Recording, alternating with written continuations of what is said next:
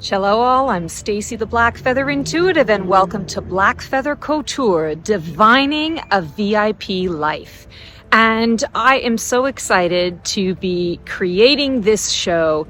This is the first one, and we're gonna do a little day drinking today and a little tarot and talking a little bit about what it means to actually transform.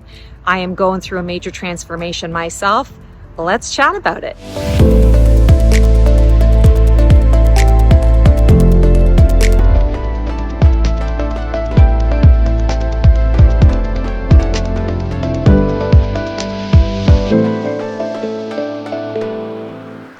One of my greatest pleasures and joys in life is a really amazing glass of wine. And since I'm reinventing myself, I thought what better place than to start with a really cool wine bar.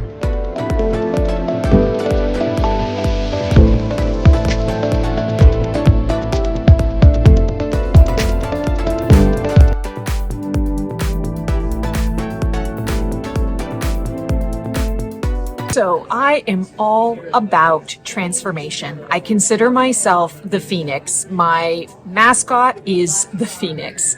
And it's kind of been an interesting journey. I always talk about transformation because I believe that we're always in a state of transformation. That birth, life, death, and rebirth cycle. And I thought it would be kind of interesting to give a real life example of what it actually means to literally go through a Phoenix journey. And what better way than to talk about my own experiences. So last August, I got I want to say kind of a quick little gut kick. And I wasn't expecting it, that my landlords wanted to increase my rent by $700 a month. And I had already been paying quite a bit of money, staying where I was at for 5 years. And I had been feeling very isolated, a little bit bored with life. I had been at the same place in North Carolina for about 11 years. And I really felt like it was time to shake things up. But I didn't quite know how to do it. I didn't know when it was going to happen. I certainly didn't have a ton of money to be able to do a relocation. So all of that stuff was on the back burner. And then I got that text, which was a kick in the gut. And after the initial, holy shitballs, what am I going to do? I realized, wait a second, this is an opportunity to reinvent yourself. This is your Phoenix rising. And I have always loved the desert. I have always loved Phoenix, Arizona. And what a perfect place and time to do a Phoenix rising journey and a reinvention of myself by moving to Phoenix. And I've wanted to do this for years and just never had the right opportunity. It was never the right time. And this was it. So I moved my butt to Phoenix and I began my Phoenix rising journey. In pops the Fool card. So day drinking and tarot. I love to combine a few different passions. I'm a pretty passionate person about just about everything. But when I get to combine the two of them, it's even better. So let's talk about the Fool. Why am I pulling the Fool card to symbolize this particular journey and this experience with myself? The Fool card is all about the new beginnings. It is, when we talk about the Phoenix phases, it is the Phoenix rising card. It's the beginning of a new aspect of yourself, a new version of yourself. The sky is the limit. You can do whatever you want, whenever you want it. The Fool is almost that student energy. You have to be in a space of learning, letting go of things that you have known in the past, and really moving yourself into the future. And a lot of us do not like change. We get anxious around change. We get nervous when it's something that we feel is out of our control. But that's just life, folks. That is what happens, is life happens while we're busy making plans. So when we are looking at the Fool card, this is the perfect embodiment of what it's like to take a new journey. And so that's what this show is about, is taking you on an adventure with me as I get to know this new city of Phoenix, as I begin to reinvent myself as a psychic intuitive, as a woman, as an adventurous soul out in the world post-COVID. And the Fool feels like a very fitting card. So let's see if we can pick out a wine that embodies all of this Fool energy. Oh my God, I'm so excited. This is what it means to be living an intuitive VIP life. I chose Turquoise Wine Bar not knowing that today I was going to have the pleasure to meet the owner, and I want to introduce you to Jen. And I am all about supporting women in business, and of course she loves wine, and so the two of us have been hitting it off like crazy. Now Jen, she has agreed to talk to me a little bit about the wine that's going to go with the Fool card. And I talked to you guys a little bit before about why I was choosing the Fool and that this is the beginning of my journey. So Jen, I'm going to share with you a little bit about what the Fool is representing, and I'm hoping that you can pick out a delicious, fun wine for me. Okay. So the Fool really is about new beginnings. It's a fresh start. It's a blind leap of faith. As we look at the card, we see that this little guy packs light. You know, he's taken the carry-on, not the full suitcase. He knows that all he needs is his intuition and his spidey sense, and he can connect to that energy anytime he wants, and he'll get what it is that he needs. He always has a little companion with him, this little dog, which always represents our connection to self and source. It's about really allowing yourself to get excited, to be up for the adventure, and to always be open to learning. And it's the perfect card for me to start my Phoenix Rising journey here in Phoenix. So Jen, how can you help me out?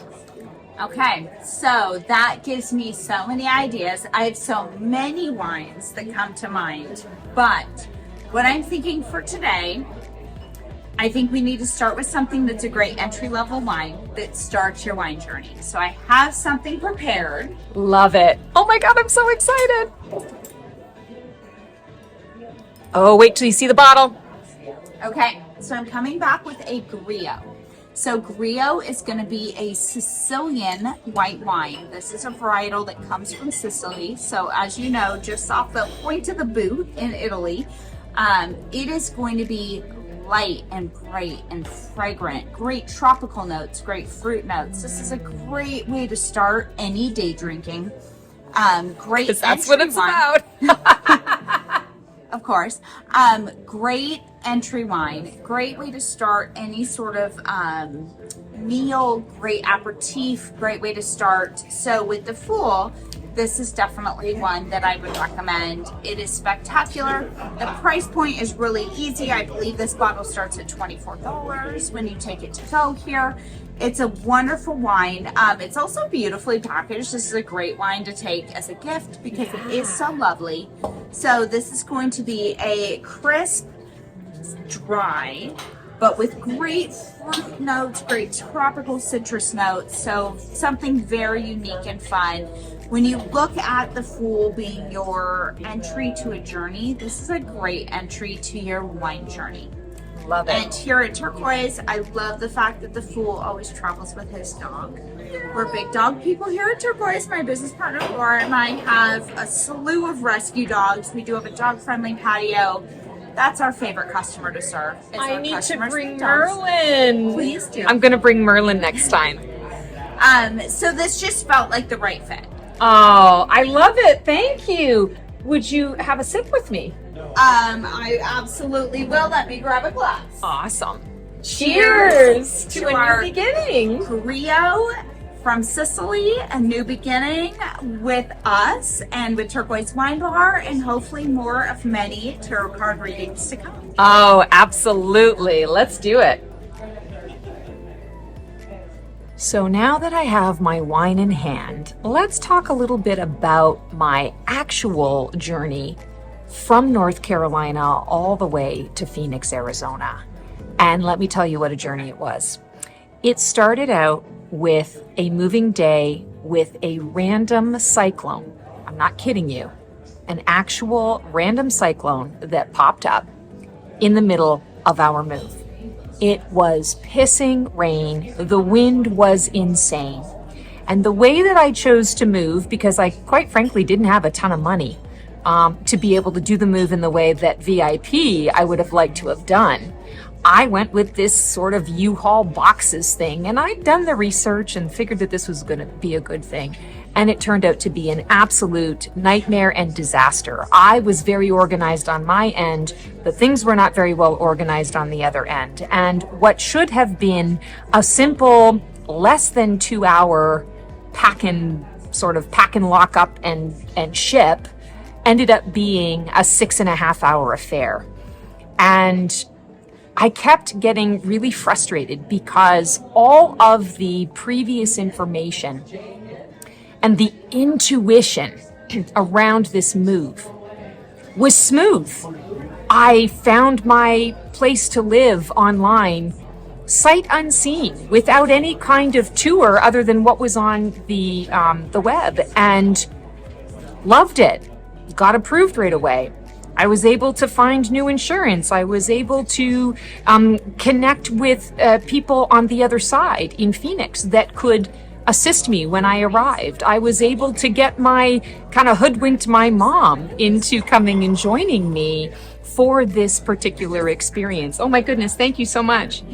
And she helped me with the boys, moving the boys, because that was something to orchestrate as well, is traveling with fur babies halfway across the country. What does that all look like? So when the cyclone popped up and all of the meticulous planning and organization that I had done went to shit in one day, I started to panic and thought, maybe I've made a mistake. Maybe this isn't the right path for me. Maybe Arizona isn't where I'm supposed to be. Maybe I jumped the gun on this. Maybe I wasn't supposed to do it. And I'm going to tell you, when you're going through a major transformation, a major phoenix, you are going to run into those times where there is doubt that comes up. You can have everything planned right to the T. And when other people get involved, the plan goes to shit. It doesn't mean that this wasn't the right thing for me to do. For whatever reason, it just meant, okay, you got all your ducks in a row, and now let's go on the adventure. And let's not have expectations, Stacy, about what that adventure is going to look like. And when we are going into that Fool journey, speaking of the Fool card, it's really important to let go of expectation around what is going to actually transpire. It's better to be in a space of acceptance and in a space of presence, allowing what is to dictate how you're going to move forward, to inspire your choices. Yes, it's okay to have a plan. Speaking as a true control freak here, I have a plan for everything. But that's not always how life works, and that's not always the soul journey that we are supposed to take. The soul grows not through planning and organization and knowing exactly how things are going to turn out. The soul grows when it has inspiration, when it has the unexpected pop up. And then it's about how you choose to deal with it that matters. So I will save it for another episode, but there are many, many stories that I could tell you about the actual moving day and how at least 12 major things, important things happened that went completely awry. And at the same time, I'm here now. And I can tell you, I wake up every single morning here in Phoenix feeling as though I am still in paradise. And I am past the honeymoon phase now. I've been here for a few months. I'm settled in now. And while everything is still brand new, everything is still wide open, and I'm still learning my environment and getting to know, different people and different places to go and things to see and do, it is all still very new. And yet, when I wake up in the morning and I see that sun, I get excited and I say, what is the adventure that the universe is going to bring to me today? I'm so ready for it. And that's the beauty of a Phoenix rising experience. allowing yourself to throw spaghetti at the wall and see what sticks. Complete surrender to what is and trusting that the universe is going to bring you exactly what you need to learn and grow in the way and pace that you need it, regardless of what you think you need. And that's the big key. So thanks for taking this journey with me, and there will be many other journeys where we will share a little wine, a little tarot, and a little story of, Black Feather Couture and how I am really divining and intuiting my way into this VIP life. And I can't wait to do this with you again. I hope you have the most amazing week. We'll see you next time. Transform well. Are you a starseed, light worker, sensitive, or empath, and you are frustrated as hell with a difficult boss? This reading is for you.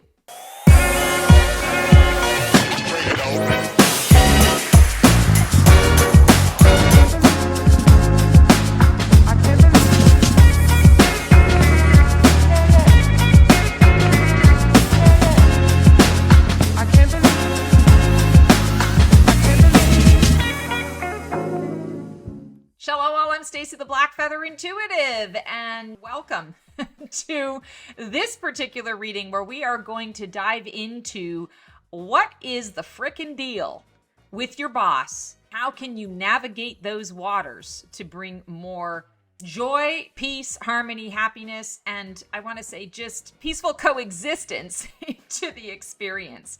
So I am pulling cards from the colorful Neon Tarot today. It's one of my new favorite decks.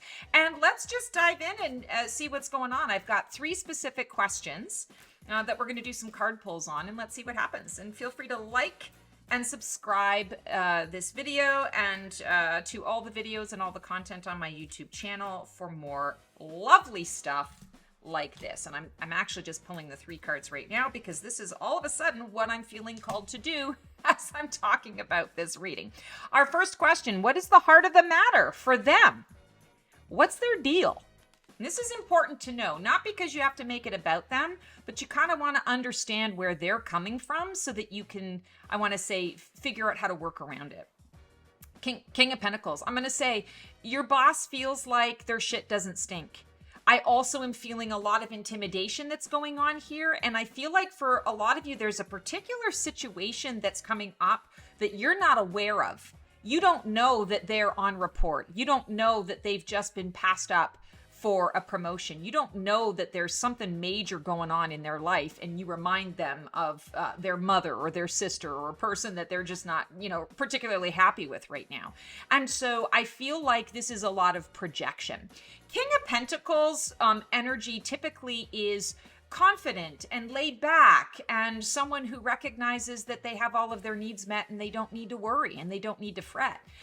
This is not where your boss's energy lies. This actually feels very much that they are stepping outside of their confident leadership role and they're going into a space and a place of fear, of trying to project onto somebody else so that they don't have to feel the intimidation or the anxiety around their lack of performance.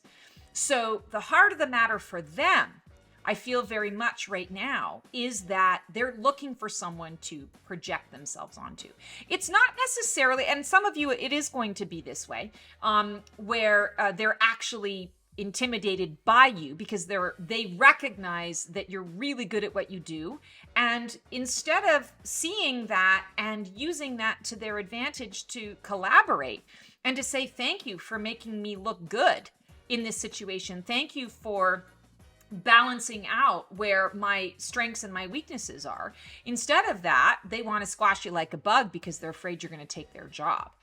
Some of you, you're going into that. But some of you, I feel like it's very much just they're drawn to you because for whatever reason, they feel that you're a safe space or you are the closest thing, and they're just projecting and dumping all of their stuff onto you. So don't be the doormat. And understand that that's the thought process and the mentality of what is triggering them, what is causing them to react. And not all of them are doing it intentionally. I feel like there are quite a few of you who are running into bosses that are just, quite frankly, not very self-aware. And because you are on this journey and you are interested in learning about yourself and growing and understanding where other people are coming from, it's a good, healthy reminder, as I like to say, especially if you identify as a starseed, you are a swan living among the ducks and working among the ducks. Doesn't make you better or worse than the ducks, but you are different. So understanding the way the duck is thinking is going to really help you to navigate those duck waters. So understand that this is very little to do with you and a lot to do with their own shit, their own insecurities that are coming out. Question 2, what karma or soul contract issues are you working through with them? And are you the teacher or the student in the dynamic? And this is really important. We have soul contracts with everyone that we're connected to. And some of those soul contracts can be really intense, especially in these types of situations where you've got a boss that's driving you up the freaking wall. We have the Star card. I love the Star card. It's health, it's vitality, it's the vision of what is actually going on. So I feel like for you, you want to understand that the soul contract that you are working through at this time is being able to realize your own vision, regardless of what somebody else presents to you. It's an opportunity for you to break out of the patterns and cycles of that power struggle and power dynamic. And for a lot of you, I feel like your boss is not even fully aware of the fact that they are caught in that loop. They're chasing an old dream. They're chasing an old way of being. They're stuck in this idea that to be a leader, this is what it has to look like. This is how I have to be. And I want to say they're not being particularly authentic. And you are here, I feel, in the role of teacher today to show them that they don't have to rule with an iron fist, that they don't have to be a power hungry in order to have you do what it is that you do best. You're not going to change a person's mind by speaking to them necessarily. I encourage you to speak your truth and do what you need to do, but understand that it's the actions that speak louder than words. And what I keep hearing for a lot of you is quit asking for permission to do what you know you feel that you can do best, or you know this is the best way to work it out. So many bosses out there try to micromanage what you do, and it's crazy. And it's crazy making. But here's where it's really crazy, and spoiler alert, it falls on you, not on them. When you allow that, when you say, yes, okay, fine, I'll do it your way, even though, it doesn't work for me or doesn't suit me, or I'm having to turn myself into a pretzel when I could just be very efficient and do whatever, I'm going to say to you, smile and nod. Okay. And then go and do it your own way. Because at the end of the day, the majority of the frustrating bosses that we are reading about are looking to be elevated. They want to look good. They're really just trying to hang on to their jobs. Being middle management and management is not an easy task. And so for you, it's just nodding and smiling. And at the end of the day, do it your way. If you get the same result or an even better result, and you make them look good, and you fulfill what it is you're supposed to fulfill, you got no worries. You can always ask for forgiveness later if you really need to. So understand where your power lies. Don't give away your power just because there's a particular dynamic out there, or there's a soul contract where this person is triggering you into a space and a state of thinking that you've got to be something other than who you are, that you've got to do something other than what you know intuitively is going to work. So focus on that. Be the vision. Bring the vision. Don't shy away from your vision. And our third card here, what is the most important action step that you can take for yourself when engaging with your boss? King of Cups. Compassion. Coming at them from compassion. Even if that means you look at them and I want to say you bring a little southern, aw, bless your heart. Do it quietly. Judge them on the inside if that's what you feel that you need to do. But approach them with compassion. Compassion does not equal weakness. That saying, don't mistake my kindness for weakness. It's the same thing.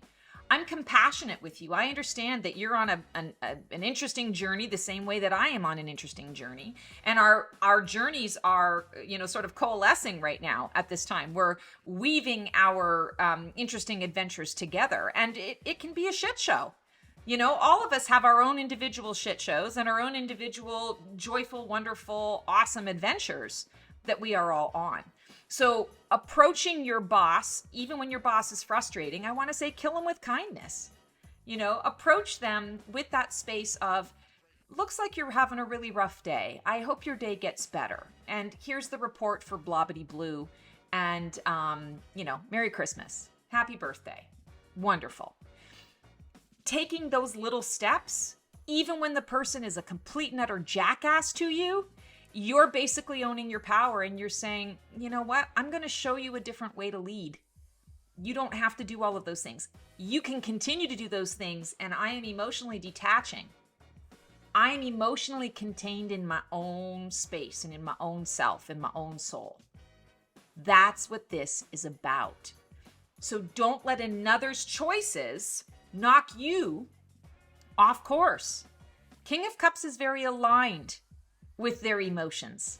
They're very comfortable being in the ocean of emotion. They're very comfortable ruling from that space of emotion. Not that they're using their emotions to make decisions, more so that they understand that I can make a decision and incorporate and include the feelings that are associated with that and not let those emotions rule them or, sweep them up in the tide.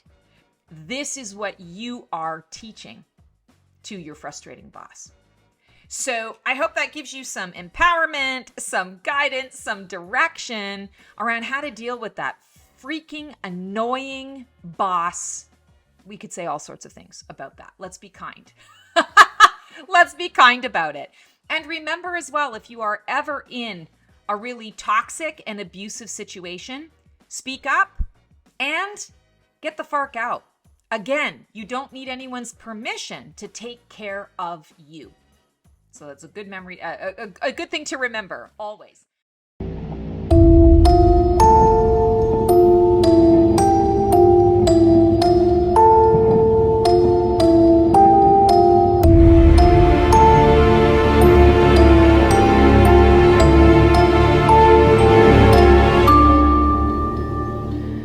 Dun dun dun! It's the death card! And guess what? Spoiler alert, when the death card comes up, no, it doesn't mean you're gonna die.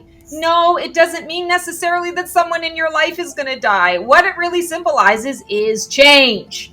So, let me show you another depiction of the death card in the tarot. And I love this depiction because it's showing you that you're leaving one space and going into another space, that you've got a vision of something new.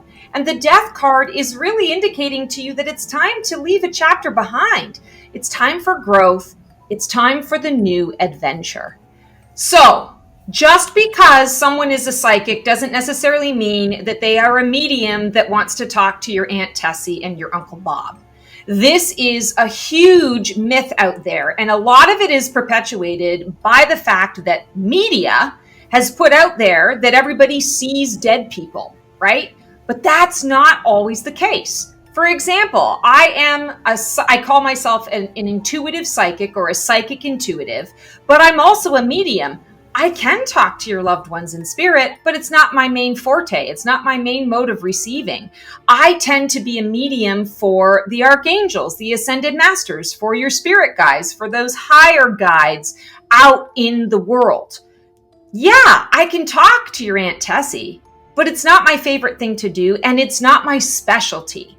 So if you're really wanting to talk to a loved one in spirit, a loved one who's passed, you want to make sure that you're asking the right questions. You want to make sure that they are the type of medium that connects with loved ones that have crossed over onto the other side. Why is it when people want to talk to mediums, they never want to solve crimes? I would think if I could get a medium like, hey, I need to find out where they hid Jimmy Hoffa. Oh, sure. And that's the sad part of it is there are mediums out there who do that. They get that information all the freaking time, but because the psychic world, the metaphysical world has been bastardized and demonized for so long, it's automatically like you're discredited before you even get out of the gate. But, you know, I mean, sure, there are a lot of fake psychics out there, people who are looking for their 15 minutes of fame, but there are a lot of real honest to goodness ones too, and they really can help you out. And that's what's really interesting is if you go back to, or if you look kind of under the surface, law enforcement for a long time has worked with psychic mediums. I was just going to say that because I watch a lot of forensic files, and I've seen where there's departments where there's a detective. He's like, if I get stuck, there's a psychic person. And I've also saw forensic files where they've been led astray, but I've seen a lot where they have actually told them exactly what was happening or given them really, really good clues. Because that breaks open the case. Intuity. I was watching a really famous one, and I can't remember the name of it, but it was a person that was missing, and it was in a city, you know, kind of like the Miami feel, concrete jungles, right? And she's like, I'm getting a lot of green and a lot of wood. And they're like, what? No. It's gotta be in a wooded area. They're like, ma'am, the closest heavily wooded area is like 45 miles away from the scene. And they went, there was an abandoned barn, and that's exactly where the body was. Yeah. And that's the thing is with the psychic guidance, sometimes you can't take it super literally, or sometimes you have to be really open-minded to it. Because if you think, okay, concrete jungle doesn't mean that there are no trees. It means that you're looking for something, a needle in a haystack, in essence. But that needle in a haystack is, you know, shining, burning brightly. You know, if you're surrounded by concrete, take advantage of that, looking for places where there are tons of trees, because that is a genuine clue to help you break open the case and to find that person. And another awesome thing was the picture that they had of her wearing like a white shirt and blue pants, which was the last time she was seen, which was the picture they were using. Yeah. She said, no, orange. I'm getting orange. And she was found in an orange jacket. Wow. Somebody was like, she killed her. Yes. Oh, no. And see, that's the other thing is it just makes psychics afraid to come forward because they're the ones who end up getting accused of things, and they go through all sorts of bullshit. And they're just like, listen, I just want to help. Like, I didn't ask for this information. It just came to me. So here you go. Well, it's the Murder, She Wrote syndrome. Everywhere Angela Lansbury goes, someone dies. That's so true. I also showed you a video of the TikTok psychic that got sued because she was harassing police with saying a certain someone killed these students, which is already a horrific thing to talk about anyway. Oh my God, like wrongful accusation. I mean, you just don't do that. You don't do that to a person. You know, it's called having integrity. That's something I'm really big on for myself in my own practice is, you know, I'm not going to give you information. I might receive a bunch of information about you. I might receive something, you know, that here's a really good example. And this is a basic example, but one that happens quite a bit. I will get the feeling that someone is, you know, they're reaching out about their relationship, and I'm getting that someone in the relationship is being unfaithful. I can choose to just come right out that and say, oh my God, you know, your guy is this and your guy is that, or this is what's happening. And honey, look at this. But I also recognize that it's integrity, and I don't always know exactly what they're trying to convey. It's not my job to interpret. It's my job to pass on the message. But it is within my integrity to make sure that I do no harm. So if I'm receiving information, I'm going to be very careful with how I deliver that information. And I might ask a question or two as I'm leading in. I might suggest it. And then if the person opens up or wants to know more, then I can share with them what it is. But there really is, I want to say you just have to be so careful. You can't go around just accusing people based on psychic guidance, because you might be misinterpreting what the symbol is that is coming up for you. Remember, you are the conduit for the message. It's not about you. Leave your ego at the door. It is about you passing on messages and information, and you as the conduit has the ability to pick and choose what it is that you're actually going to convey and how you choose to convey what it is that you're receiving. Yes, because perfectly about 5 actual psychics responded, and the one thing that they pointed out that says that it makes no sense was she kept wanting to go to court to prove the information that she had, and the psychics is like, no, if you have the information already, you give them the information. You don't go to court to give them the information. That makes no sense. Yeah, no, she basically stepped on her tongue and had to double down. She chose to be right versus happy, right? She chose to die on her sword. And, I haven't followed all of it, but from what I understand, she basically got her hat handed to her, and rightfully so. You just don't do that shit. No, you don't. And just like with any community, when you have people that do that, it makes, I always say this to you, Hollywood has ruined the psychic enough. Oh, yeah. There are fake psychics jumping in on that too. Yeah, absolutely. And, it's bad enough. I always like to say, we need to stick together, right? Like rather than working against ourselves, because there are already enough people out there who are hugely skeptical and waiting for you to fail, that, you get these other ones that are coming in and they're just giving us all a bad rap. And it's like, listen, if you don't have anything nice to say, just don't say anything at all. Like go a different direction. Like there are so many different things that you can do. Don't give us all a bad rap. Wait, if you all stick together, wouldn't that be a coven? No, that's the next Mythbuster. Psychics aren't witches! I have a story about that. It's actually a really good one. That's our show for today. I hope you enjoyed it. It was great to connect with you guys. Please like, subscribe, and comment for more content like this. And feel free to follow me on Blue Sky for even more content every single day. Can't wait to see you guys next week for another installment of Black Feather Couture, Divining the VIP Life.